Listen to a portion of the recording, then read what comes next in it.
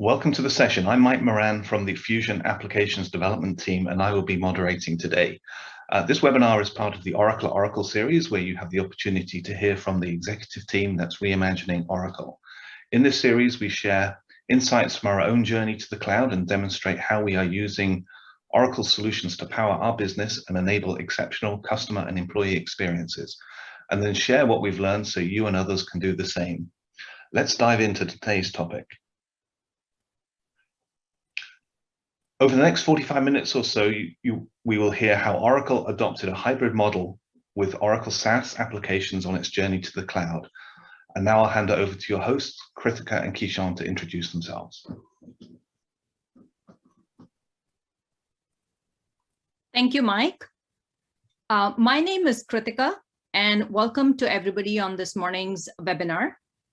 I'm Group Vice President with the Oracle Applications Labs Group.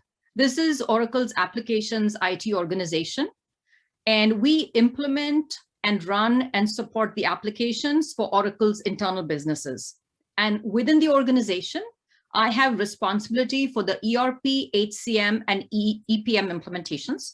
And today I will be covering the journey from an applications perspective. And with me is my co-presenter, Kishan.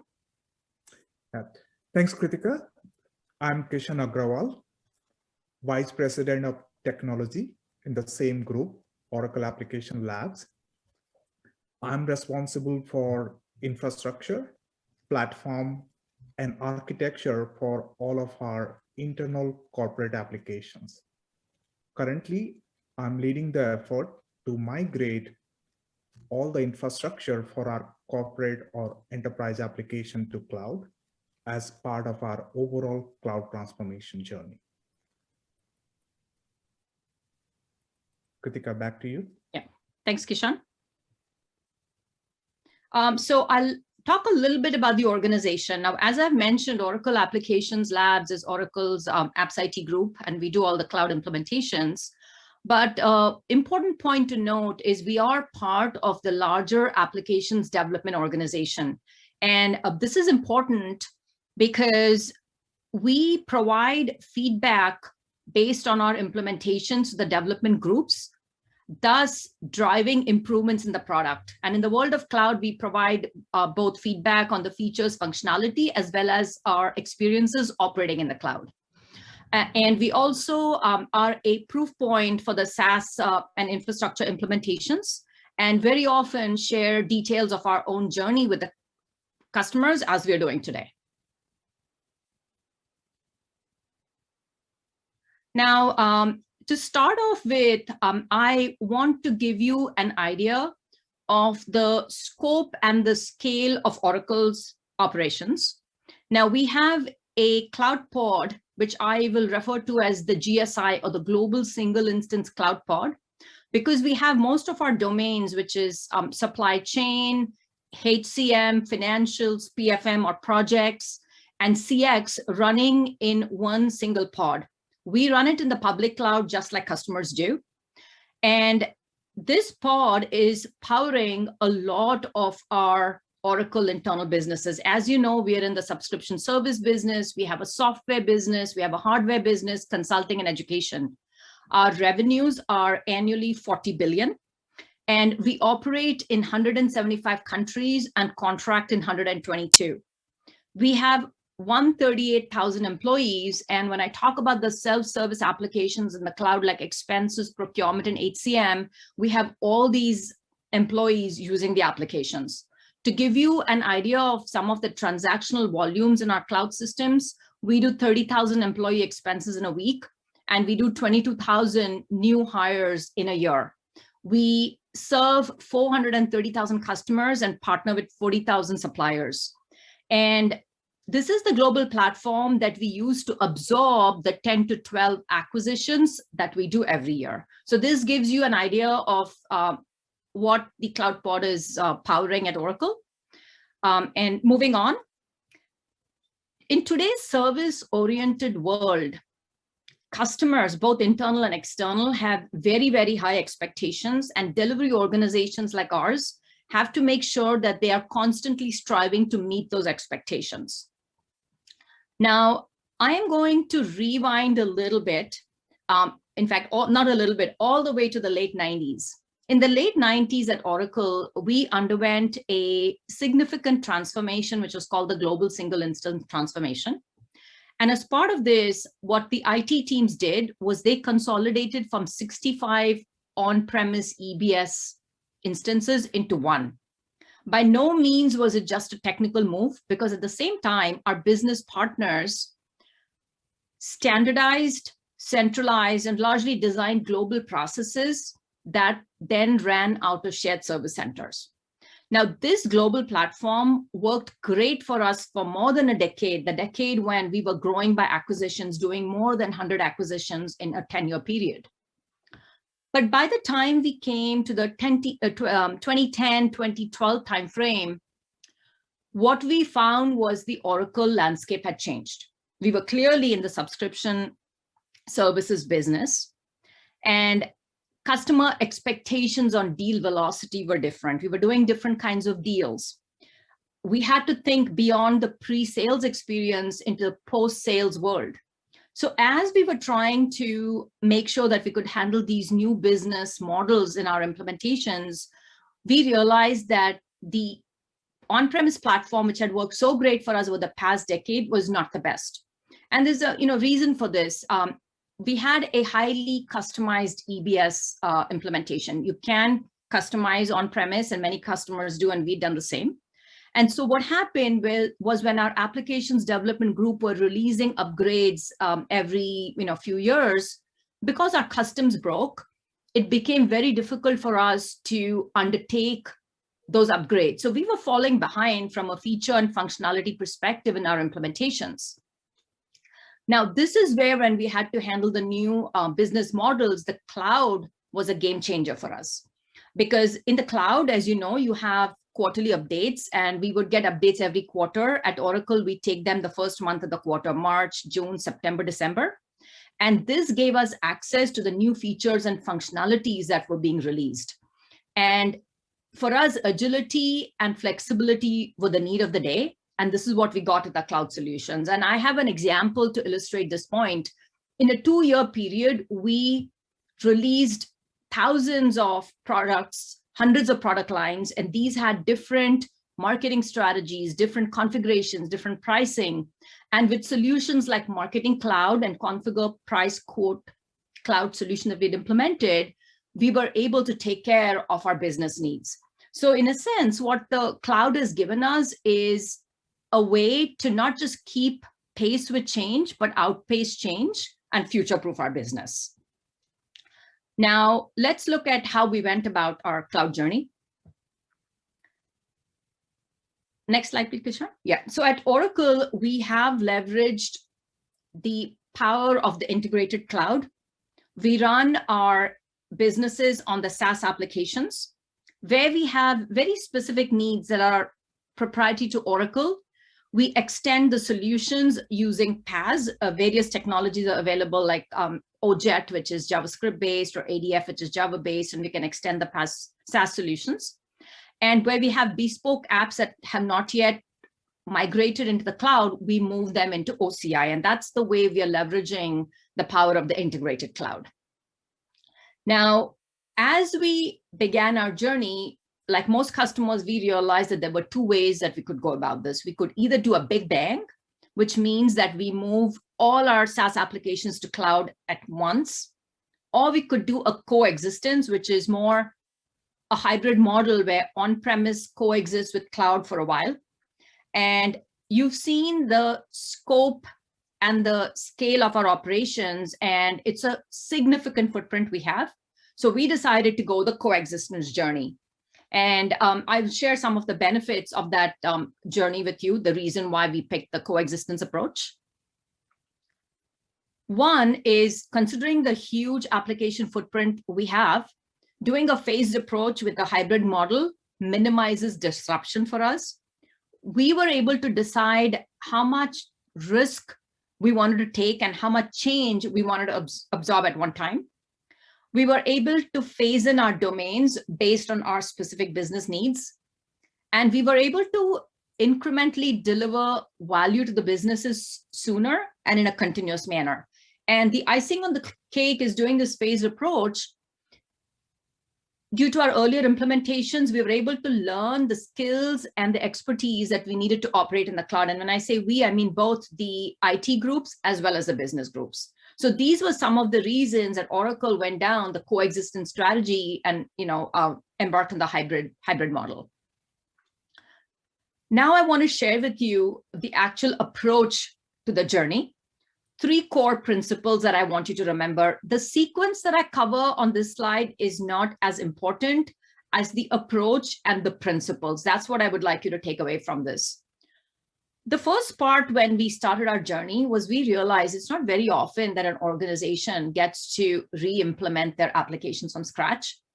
So it was a great opportunity to get the foundation right. Now, in the decades old on-premise implementation we had a few things that we realized in hindsight we wanted to have done differently from a foundation perspective. And a great example is the chart of accounts. We did not have a global chart of accounts. In eBusiness Suite, we had 32 different chart of accounts, country and regional.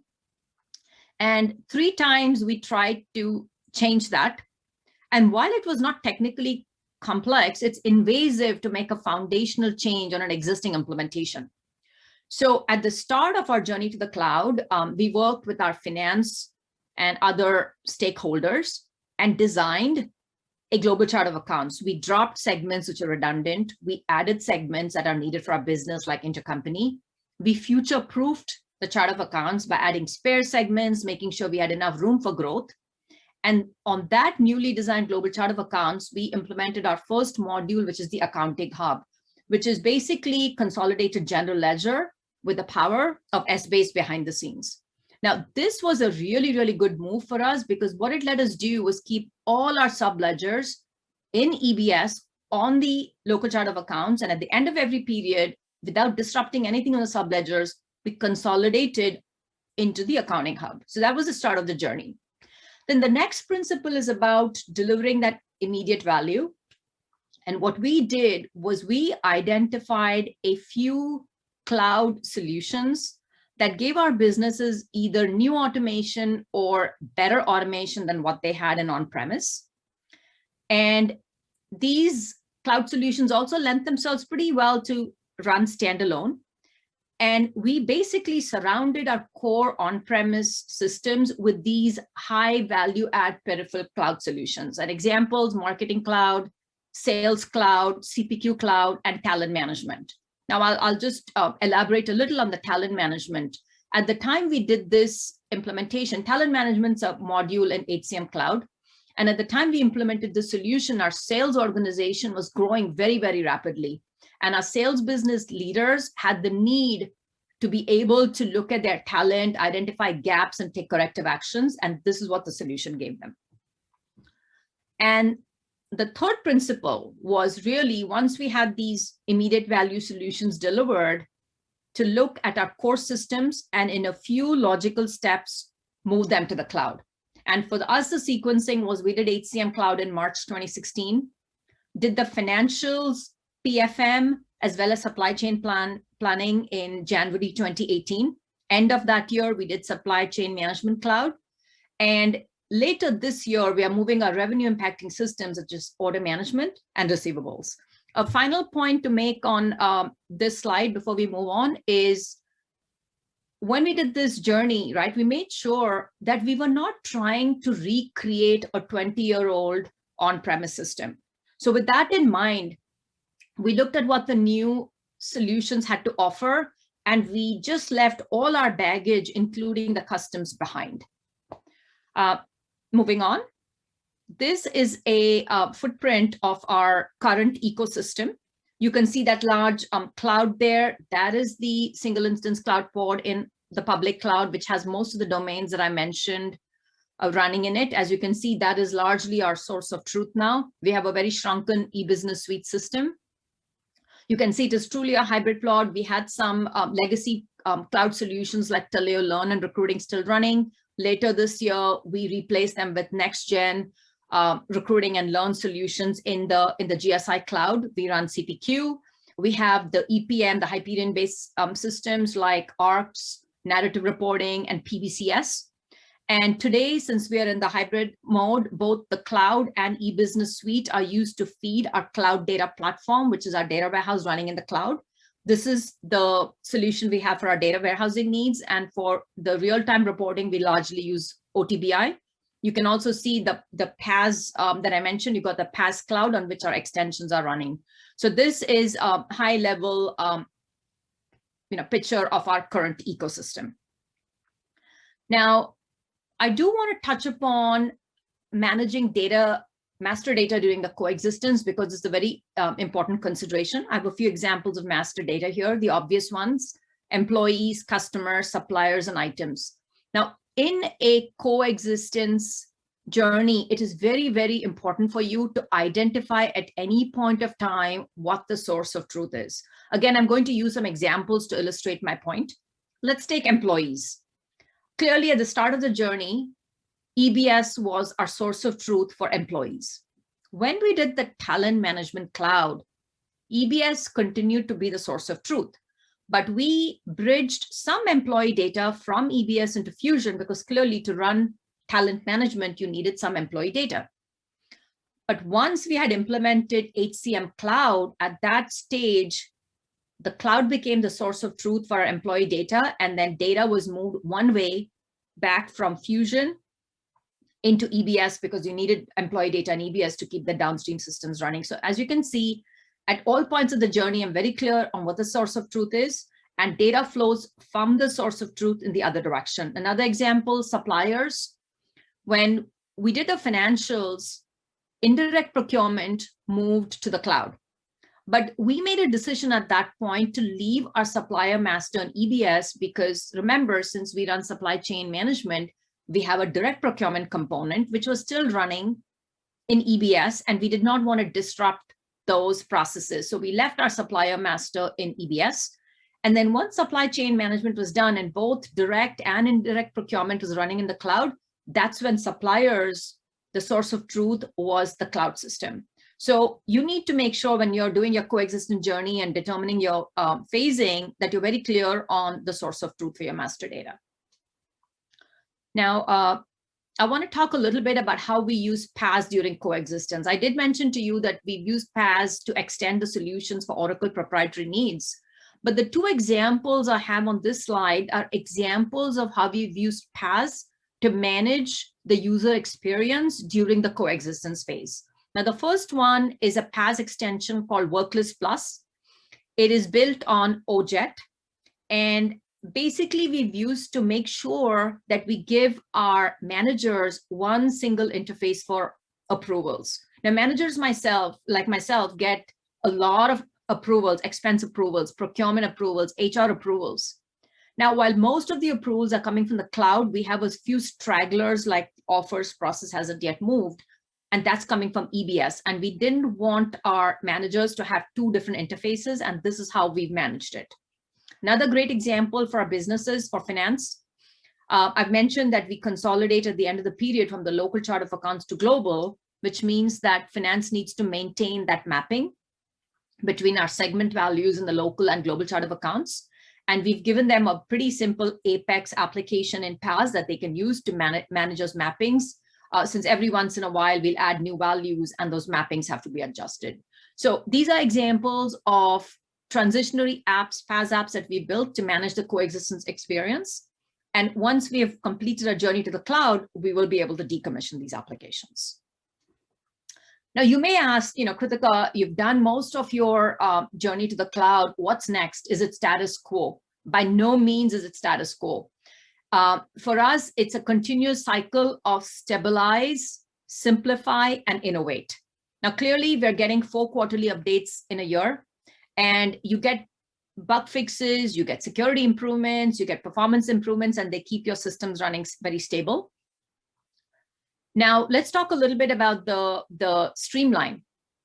For us at Oracle, the mantra we have is focus on the users, be it external users like customers or internal users like employees.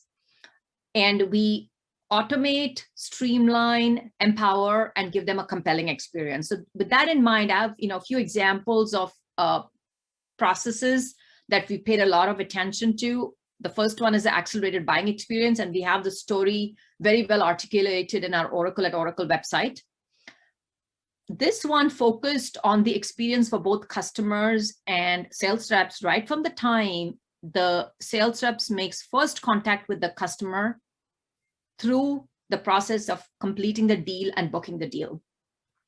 And through a combination of policy simplification, process improvements, and changes in CPQ Cloud, we have really made that a compelling experience. And I'll just give a couple of examples.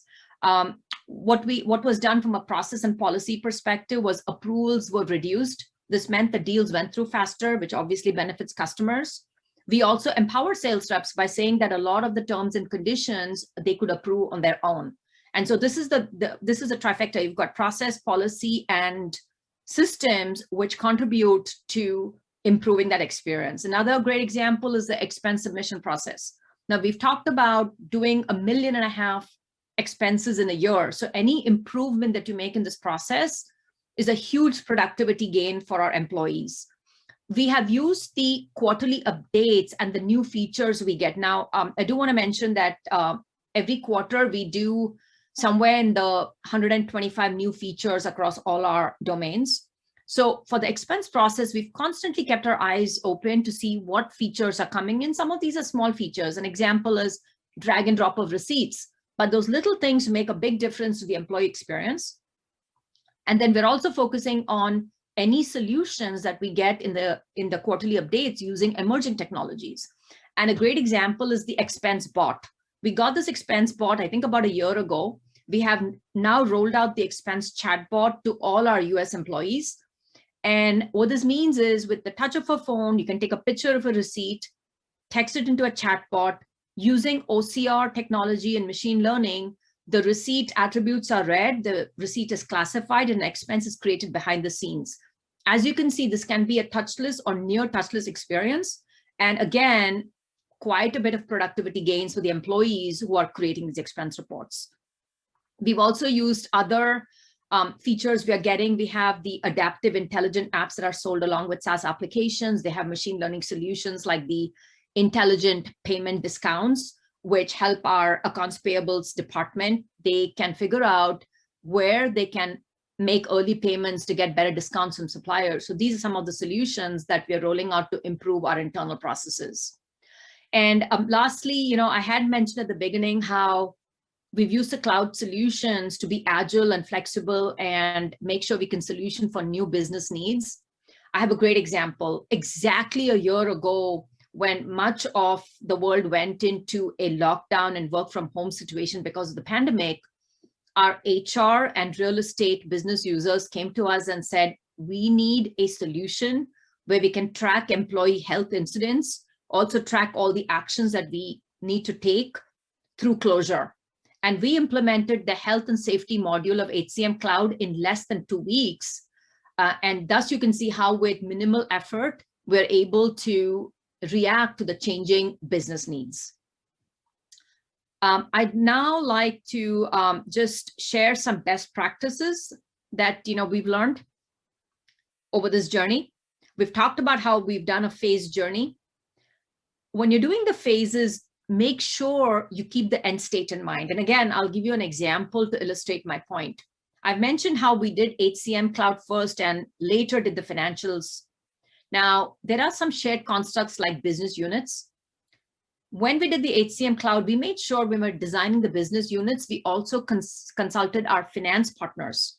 And because we did that, when we came on to the financial implementation, we did not have to redesign any of these foundational constructs. So make sure you keep the end state in mind so that you can prevent rework in subsequent phases. Also, I would say, do not have too many interim states. Have, a few interim states, because if you have too many interim states, it creates a lot of complexity, constant changes, and it might also make a lot of throwaway work. So a few interim states. Ensure that you keep your business flows intact. After we did the HCM Cloud, when we were thinking of the next phase to do, for a while, we did consider doing all our self-service applications, things like expenses and procurement and time.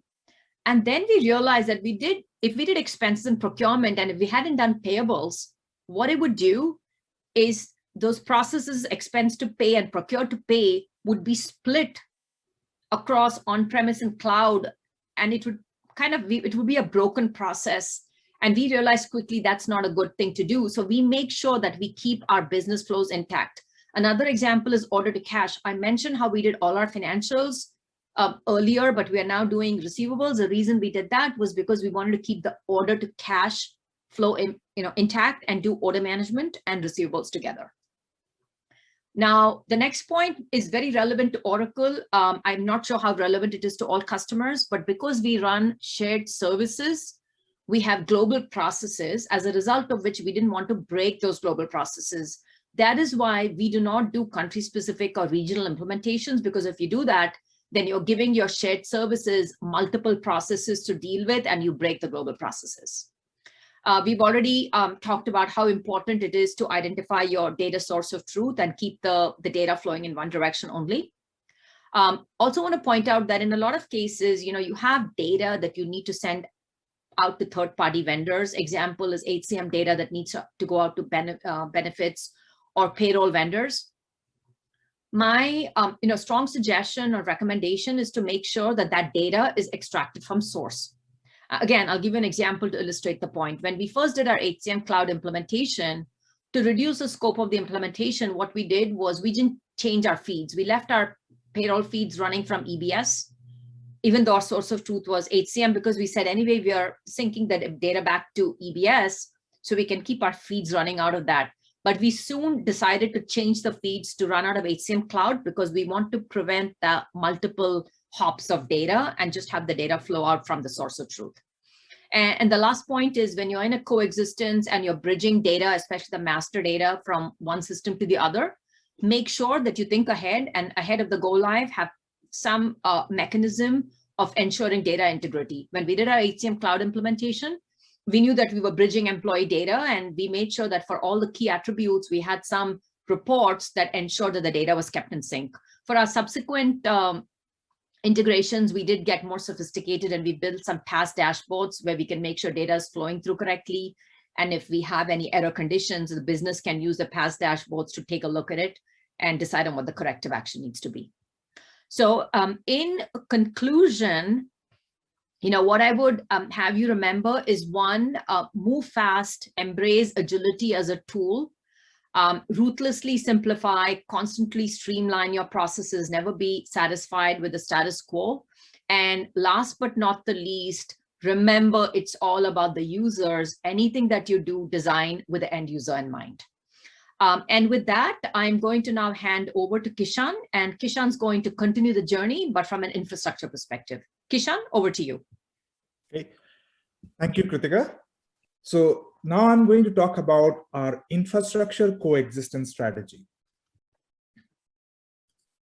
So before I get into the coexistence detail, let me first cover a little bit about our on-prem versus cloud capabilities. So to support the cloud transformation journey that Kritika just talked about, we also needed a next-gen cloud infrastructure. This is just showing a comparison, what was the situation in on-prem versus what is now in cloud. I'm not going to get into the details of each cloud capabilities, but I want to call out a few. Earlier, when we were on-prem, we were constrained by these challenges, like fixed capacity, quarterly long outages for infrastructure maintenance, a lot of manual provisioning, and frequent and longer outages. But since we have started moving to Oracle Cloud Infrastructure, it gave us the flexibility, the ability or elasticity to scale out and scale up based on our workload needs, say during quarter-end processing and all. With all the autonomous services, a lot of manual tasks like patching and upgrades are automatically done by the service. Plus, it provides us all the APIs and SDK needed to build end-to-end automation for our infrastructure activities. And with all these capabilities for some of our mission critical application, we are really able to achieve 4 nines uptime. Now let's talk about our coexistence strategy. This is very in line with the strategy that Kritika just covered from an application perspective. We adopted the phase approach and not a big bang migration to cloud. What that means is for a time period, we will have both, or we have to operate and manage both our on-prem as well as cloud infrastructure. But this minimizes the risk and disruption to business because we are moving all this infrastructure in phases. Second, we adopted in part of this phase, we build the foundation and we learn from there before we move the rest of the system. So we first move, say, small and simpler application and infrastructure component to cloud, and we learn how to operate in the cloud, how networking works, how single sign-on, identity management, how connectivity, all those things work. We essentially build all the building blocks in cloud before we started moving rest of the system to cloud. When possible, we use cloud services to augment or modernize our on-prem systems or application. For example, we started taking backups of our on-prem system directly in cloud, or we would use the tools and modern development capabilities in cloud to build newer interface or integration for our on-prem system. We also decided to adopt a common set of tools and processes to manage and operate both our cloud as well as on-prem system. For example, we use Oracle Enterprise Manager to manage databases across cloud and on-premise. And this phasing approach that we talked about was based on two criteria. One is the system requirements, like, what are the capabilities needed to move, the data volume, the integration requirement, the security requirement. But more importantly, it is aligned with the business needs and priorities. As Kritika mentioned, as business decides to move any pillar or application as priority to cloud, we'll move that. But also, there are cases where, for example, an application needs a better uptime or newer capabilities, but on-prem infrastructure is not able to provide that, then we'll move those or prioritize those to move to cloud. And finally, there are multiple ways or approach to migrate to cloud based on the nature of your application.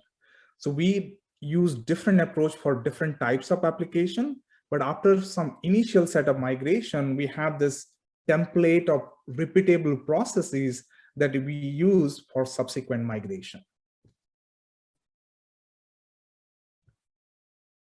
So based on this strategy, we have three-step approach to move to cloud.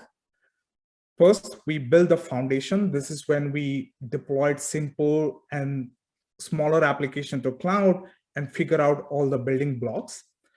We also migrated some of the on-prem workload, whether it is some dev environment or database backups or DR system to cloud, so that it built the foundation for us, as well as we learn how to operate different components in cloud.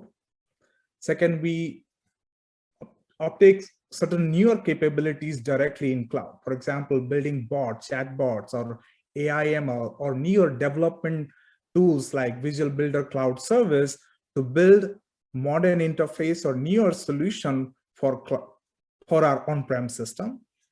And once we have this foundation, as well as we learn how to use different newer technologies and solution in cloud, we prioritize and migrated rest of the system to cloud. Now, as I said, there are different ways to move to cloud. We adopted 3 different steps or 3 different approach based on the nature of the application. The first is cloud native. If we are building a net new applications, or we are refactoring an existing application, we build that directly in Oracle Cloud Infrastructure using all the cloud native capabilities. Second categories, there are certain types of application which were running on-prem, but using already Oracle technologies like Oracle Database or SOA Suite or OBI. So in those cases, as part of the migration, we also moved to the latest version of those platform components. For example, if we move a database, we move from, say, Oracle 12c to directly to 18c or 19 or 20, whatever be the latest technology available in the cloud. Yes, it does require some refactoring of the code, also requires some testing, but it allowed us to uptake all the newer capabilities directly in cloud. And the third bucket is where we did simple lift and shift. These are proprietary or legacy systems or systems which are running on hardware which is getting out of warranty. So rather than going and upgrading those systems on-prem, we move the systems as is. So there is no changes to the software stack, networking, I think nothing. We just did a pure lift and shift to cloud. Now this is a very high level our Coexistence ecosystem. Of course, we have the Oracle Cloud application, all the SaaS services that Kritika covered. We build a lot of in-house applications, integrations, analytics system directly using the Oracle Cloud infrastructure, which is in the middle. And we, of course, have our legacy on-prem systems. And we use various tools for identity management, access, audit, monitoring, and operational activities.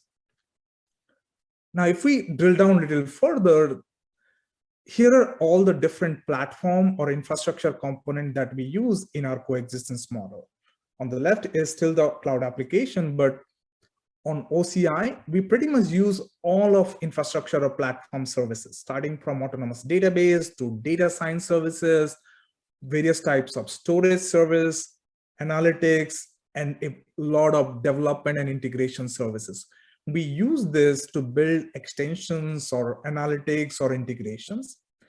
And on-prem, we use Exadata. Actually, a few years back, we consolidated hundreds of on-prem databases in Exadata, a few Exadata racks, and which is now making it very easy to move to cloud. We, of course, use the Fusion middleware and many other platform component on-prem.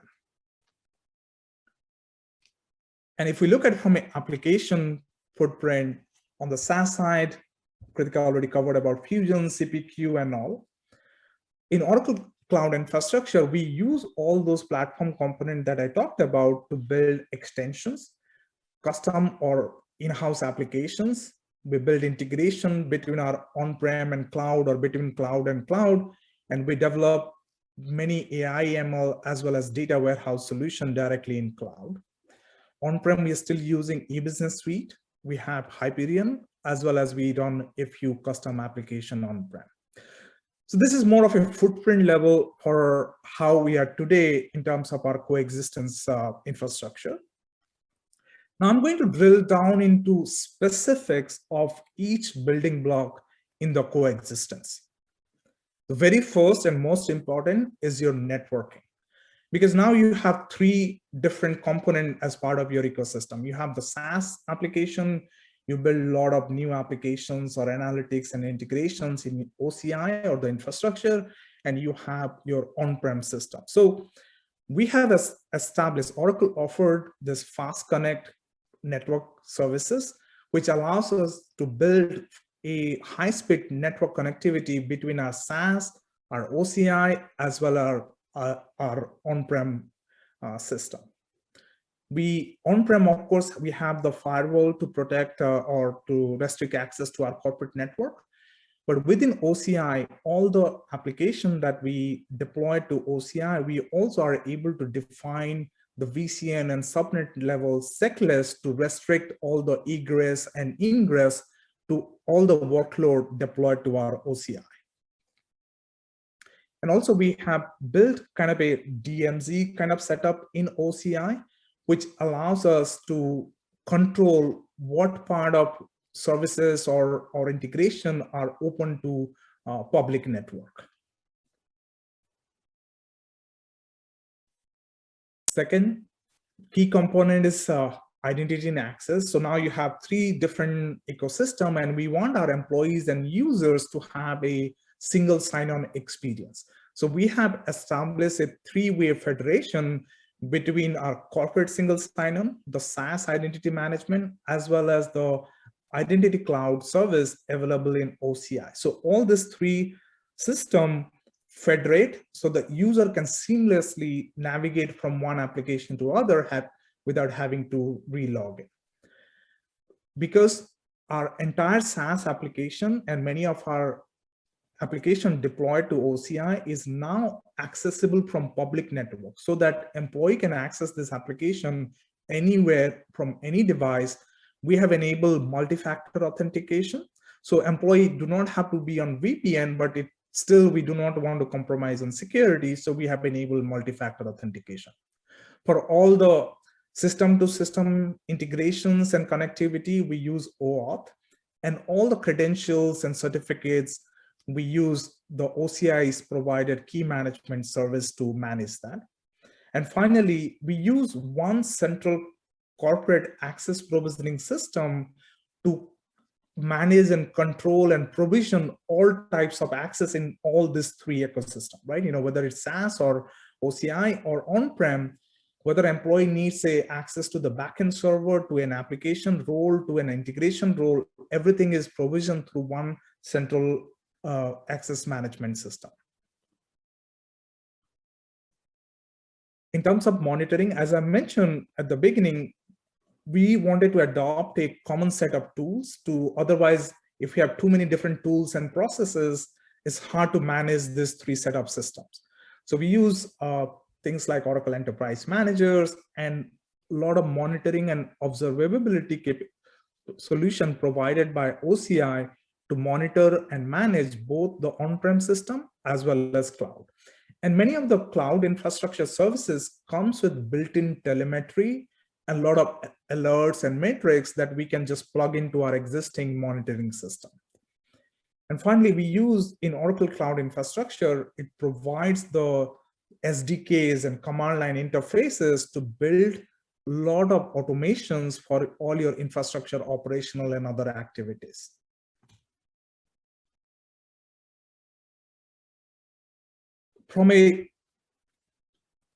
As you now have this on-prem and cloud, the management of security and compliance even becomes more challenging and more complex.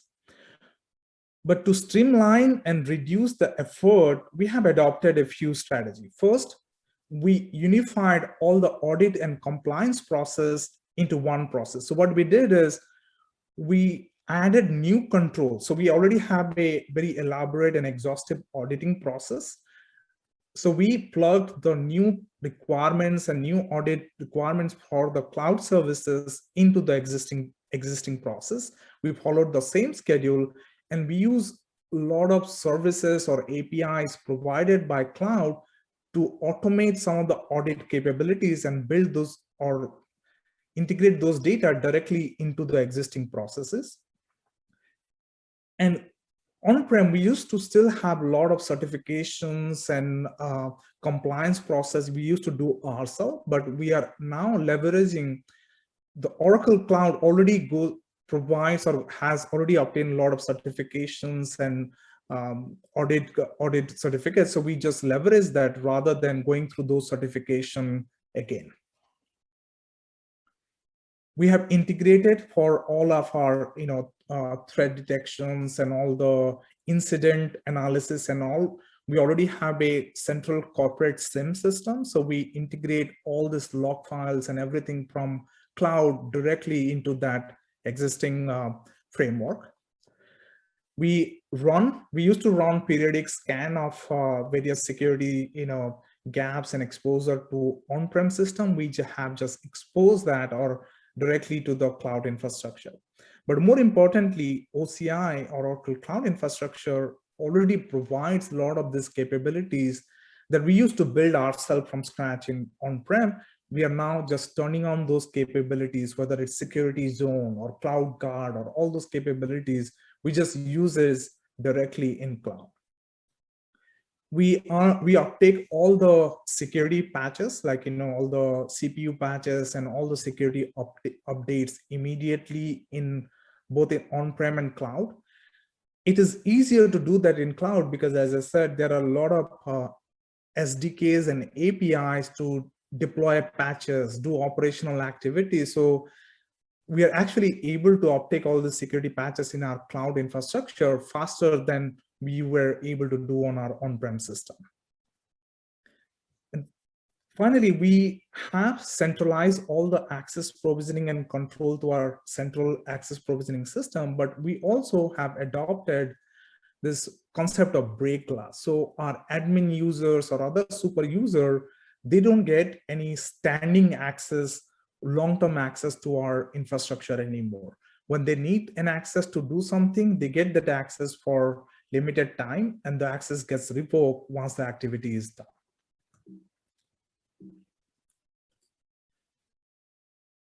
Now on the integration front, as you can see, there are three types of integrations, right?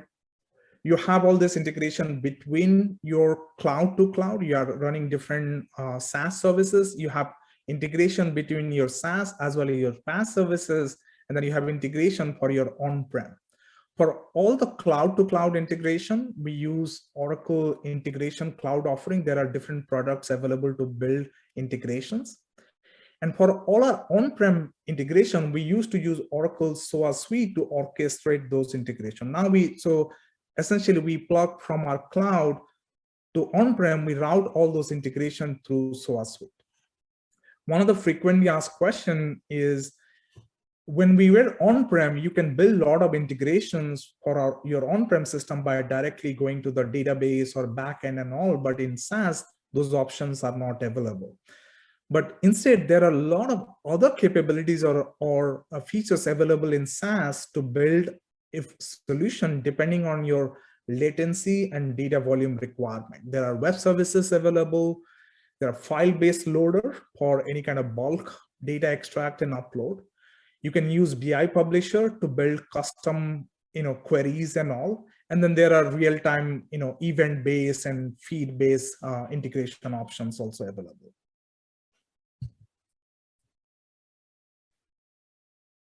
Now, as Kritika mentioned, as you move, when you are in the coexistence model, there are two things to consider. One is you can build modern experience for your existing legacy application as well as your new application, but you also need to factor in a unified experience because your users are constantly switching between SaaS and PaaS and on-prem. In cloud, you have all this modern development tools like the low-code application development framework like Visual Builder and Apex, and then you have chatbot like Oracle Digital Assistant to build a completely new set of experience, which is like a conversational interface. So we use this tool to not only build extensions to our SaaS application, but also we build modern interface for our existing on-prem application. And to build that unified experience, you have few choices. First, you can build a completely new experience, which is very different from existing one. Like you can build chatbot or conversational interface. You can build all the SaaS and PaaS platform provides you to build mashup applications where you can expose certain part of your SaaS and certain part of your PaaS application into one. You can embed, let's say you build some extensions or custom app in PaaS, you can embed that directly in your SaaS, and you can provide all the deep linking between your SaaS and PaaS applications. And finally, there are a lot of APIs available to build all this integration between your various applications. This is just, as I said, this is just an example of that. You have many applications like your cloud application, your on-prem application, but you can use Oracle Digital Assistant to build a unified one experience and make that available in chat or various other channels like Slack and WhatsApp and all. So user here don't have to learn different interfaces and navigations and all. And they even don't have to know whether they're accessing an on-prem system or a cloud system. Another example is, as we are moving all of our transactional system to cloud, we are also moving our infrastructure, the warehouse, our corporate data warehouse also to cloud. But during this coexistence state, we still have data sources like our e-business suite and other data sources running on-prem, and we have newer data sources in cloud. So we build our new corporate data warehouse, which we call it Cloud Data Platform. We directly build this in Oracle Cloud Infrastructure, but it feeds data from both on-prem, what you see on the right, using different technology like Oracle Data Integrator or Golden Gate. It also feeds data from all of our SaaS and other cloud sources using various services available in OCI, like data flow or integration cloud and all.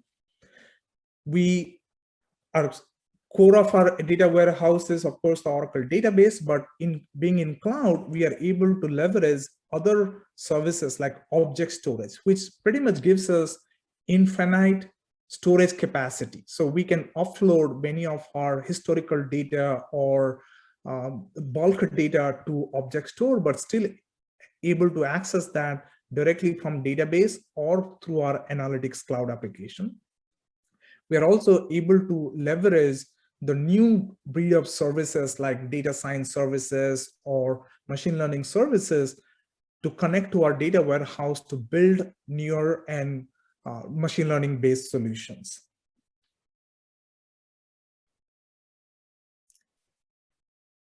And this is just to give you a sense of our current or footprint. And this exclude all the SaaS services, even just for all the services that we run to our custom application or data warehouse. We have a sizable footprint already in cloud. We pretty much manage more than a petabytes of data, which leverage almost 8,000 CPUs. Finally, I just want to cover some of the lessons we have learned along the way. First, start with small deployment and learn, because you need to understand a lot of building blocks, whether it's about security, how to do patching, operations, and also start with small deployment, learn, create template, and then use that for your subsequent migration and subsequent system. One of our key to our success has been the ability to use a common set of tools. So I highly recommend you standardize all your operational and maintenance activity and monitoring activities on a common set of tools, whether you use the Oracle Management Cloud and other management capabilities in OCI to manage both your on-prem as well as your cloud infrastructure, because you don't want your DBA or administrator to have managed all the system through many different dashboards and all. The cloud provides a lot of APIs and SDKs and all, which it was difficult to build a lot of automation on-prem, especially at the infrastructure level. But Oracle Cloud provides you all the required interfaces and APIs. So use that to build a true, infrastructure as a code paradigm, where your entire infrastructure configuration, everything is in source code, and you are able to deploy, undeploy, do the whole continuous delivery mechanism for your entire infrastructure for the full stack, not just for the application layer, but for the infrastructure and storage layer as well. Next, as I mentioned, we consolidated hundreds of on-prem databases on a few racks of Exadata. So if you are still on that early stage of your migration to cloud, you may want to consolidate all your on-prem database on Exadata service, because that makes it very easy to not only operate, but also makes it easy to migrate in future. And finally, in cloud, you always have a choice to, for some services, you have a choice to either you can, do entire configuration and deployment yourself, or you can use a service offered by Oracle, let's say streaming services. Oracle provides a Oracle streaming services, which is fully compatible with Kafka, spec and all those things. So you could use that, or you can deploy your own Kafka solution. In most cases, we are using Oracle streaming services because Oracle Cloud takes care of all the operationals and upgrades and all other activities. So I would highly recommend that you adopt managed services when possible, instead of you owning and having to manage your services. That's all I wanted to cover from an infrastructure perspective. So now, Mike, I'll hand it back to you. Thank you, Kishan. So now we'll move to the Q&A portion of the session. We only have a minute or two left. So thanks for submitting your questions. If anyone has any questions, you can post to the Q&A section at the bottom of your screen. And like I said, we only have a minute or two, so what we can't answer, we will respond directly. So a couple of questions from the list. So when you decided what system was your source of truth, on-prem or cloud, how did you keep the data in sync between the two environments? Sure, Mike, I can take that one. So in our earlier implementations, right, let's take the example of HCM Cloud. So for that implementation, when we needed to keep the data in sync, we used technologies like the extract and upload. It was fairly simple, extracted the data using standard HCM extracts, had a file on UCM server from where we uploaded it into EBS. But by the time we had got to supply chain, we'd started to use ICS. So we have, some IB, install base for hardware that bridges from Fusion to cloud. We've used install base for that. For customers, we've used ICS for that. We've used ICS for our customer bridge as well. So that would be my answer. The earlier implementation, slightly different technology, but the latter one's more of ICS. And I think Kishan had a good slide there where he covered the various technologies that are available. Okay, thank you, Kritika. Another one, how much was potential cost saving a factor in the schedule of what went to the cloud and when? Perhaps I can answer this from an application perspective and then hand off to Kishan for infrastructure. So I would say, well, definitely, the cost savings are a factor because you don't run your own systems, you run it in the cloud. For us, as I've discussed, I covered the approach we had with the phasing. We had other considerations. If you take, the entire HCM cloud phasing requirement, one was it was master data for us, so we wanted to start there. Also, the HCM cloud gave us that employee-centric focus.